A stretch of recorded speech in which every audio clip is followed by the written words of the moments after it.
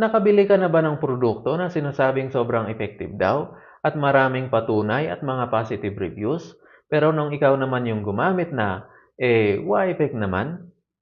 O nagtataka ka kung bakit may mga produkto na sobrang effective sa iba, pero para sa'yo, wala namang nangyayari. Kaya feeling mo tuloy, na-scam ka lang. Well, yan ang pag-uusapan natin sa video ito at aalamin natin kung bakit ganun yun. Narinig mo na ba o familiar ka ba sa tinatawag na swimmer's body illusion? Kung hindi pa din, congratulations dahil napanood mo ang video ito, kaya ngayon ay narinig mo na. At kapag natutunan mo kung paano ito gumagana kung ikaw man ay isang negosyante, then magkakaroon ka ng technique na magagamit mo para makapagbenta ng marami at yumaman. Oh my God!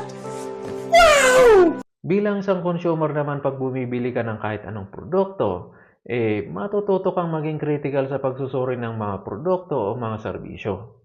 Para hindi ka malinlang na mga negosyante na gumagamit ng swimmer's body illusion technique para lang makabenta o para lang mabentahan ka. Nice. Ang swimmer's body illusion ay isang technique na ginagamit ng mga negosyante para makapambudol at para makabenta ng marami. What? Ganun ba yun? Ayos, mali pala mo. Ang swimmer's body illusion ay isang psychological bias na kung saan ang mga nakikita nating mga positive results o katangian ng isang tao ay inaakala nating epekto ng produktong ginagamit o aktibidad na ginagawa. Pero ang katotohanan, maaaring meron na silang mga katangiang iyon bago pa man nila ginamit o sinubukan ang isang produkto o isang aktibidad. Malinaw ba? Ipapaliwanag ko pa. Kaya ito tinawag na swimmer's body illusion ay dahil may isang tao na gustong pagandahin ang kanyang pisik o shape ng kanyang pangangatawan. Kaya naghahanap siya ng isang sports na pwede niyang pasukin na mapagpaganda ng shape ng kanyang pangangatawan.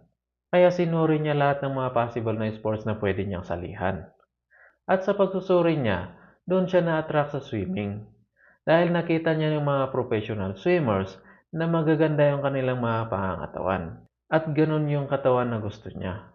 Kaya ang ginawa niya ay agad-agad siyang nag-sign up sa isang local swimming pool at nag-training ng malupit sa hangaring gaganda rin yung kanyang pangangatawan na kagaya ng mga professional swimmers na kanyang nakikita. Pero pagkalipas ng consistent na pagte-training, napansin niya na bakit parang walang nangyayari. Kaya doon niya na-realize na nahulog lang pala siya sa isang ilusyon. It's not good. Ang mga professional swimmers ay hindi sila nagkaroon ng mga magandang katawan dahil sa pagte-training nila sa swimming, kundi dahil sa mga ganda nilang katawan kaya sila magaling sa swimming. At sa pagpasok bilang isang professional swimmer, required na maganda ang iyong pangangatawan para maging maliksi ka at madali kang turuan. Kaya ang mga gandang fisik ng mga swimmers ay hindi resulta ng kanilang pagsuswimming, kundi it's a factor for selection. Katulad lang din ito ng ibang products or services like beauty products, na ang kinukuhang advertisers ng mga beauty products companies na mga ito ay yung mga attractive at mga magaganda. Kaya maraming mga kababaihan ang na-attract at bumibili dahil akala nilang totoo ngang nakakaganda ito. Pero ang katotohanan, inborn na yung mga advertisers na mga ganda at attractive. Kaya sila napili bilang isang advertiser. At katulad lang din ng mga swimmers' bodies, na ang beauty ay isang factor for selection. At hindi ito resulta ng mga produktong binibenta nila. Kaya kailangan nating maging mapanuri at hindi basta-basta nagpapautos sa mga nakikita nating mga advertisers. Kasi likas na may mga taong makikinis ang mga balat at maganda ang pangangatawan. Kaya sila ang nagiging mukha ng mga skincare products o mga fitness products na ito. Kaya hindi nangangahulugan na ang paggamit mo ng parehang produkto ay magbibigay sa iyo ng parehas na resulta. Wala nang problema pag trinay mo ang isang produkto at gumana sa iyo. Walang problema doon. Pero wag mo lang i-expect na pag ginamit mo ang mga produktong binili mo, ay magiging katulad mo rin yung mga advertisers o mga endorsers. At wag mong akalain na porket maganda at pogi yung mga advertisers at mga endorsers, ay magiging katulad mo rin sila. Walang ganon, kaya huwag kang mag-ilusyon. Kaya bilang isang consumer, kailangan mong tandaan na hindi lahat ng mga nakikita nating resulta sa iba ay ganon din ang magiging resulta sa iyo. Alamin mo muna kung ang isang produkto ba ay tunay na may scientific basis para suportahan ang mga claims nila.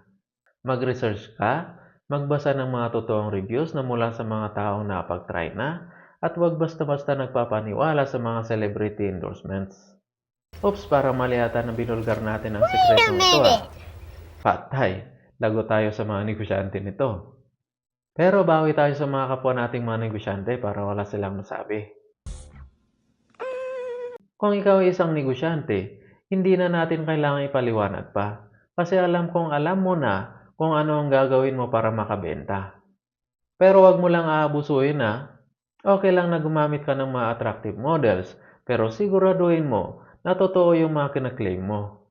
Kasi pag hindi, totoong nakabenta ka nga, pero babagsak lang din yung negosyo mo kinalaunan. Kasi yung mga customers mo hindi na uulit yung mga yan eh. Kaya magiging ending, mawawalan ka ng customers at babagsak yung negosyo mo. Kaya gamitin mo ng tama ang technique na ito. Alright, yan ang Swimmer's Body Illusion. I hope may napulot kayo sa video ito. Wish you success mga kabisyo. Bye!